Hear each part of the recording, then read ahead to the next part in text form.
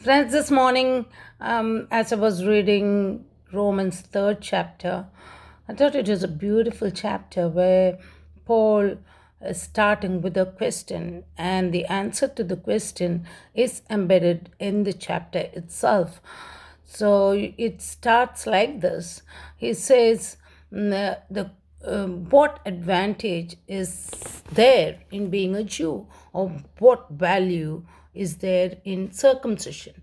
There is great value in being a Jew because they had so many privileges.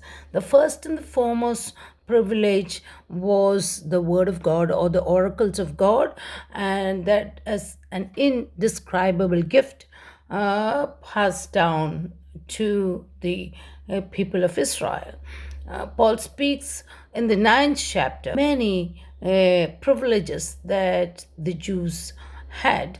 And he's saying that because of their unbelief, has become strangers, alienated from God, and that brings deep sorrow, or Paul's heart is broken. And so he wishes that the people of Israel would come to know the Lord.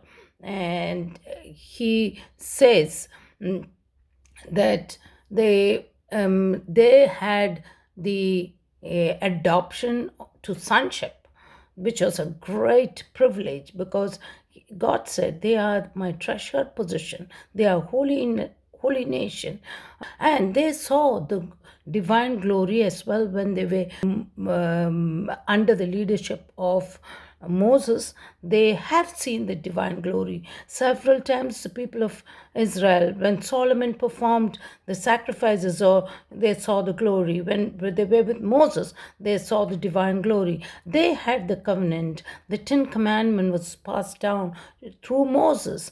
And they had the temple worship, and even the promises. The temple infrastructure, or the structure of the temple, was dictated by God Himself, the patriarchs. And then finally, you get to see the ancestry of Messiah Himself was from Jews. But as years pass by, they just walked without faith, and they believed that doing deeds was greater than faith. So he's again asking, is there any value in circumcision? Circumcision was actually a seal of their covenant relationship with God, but they believe more in the deeds and try to please God with their deeds. But uh, God is a just God, and He wanted them to have faith in Him.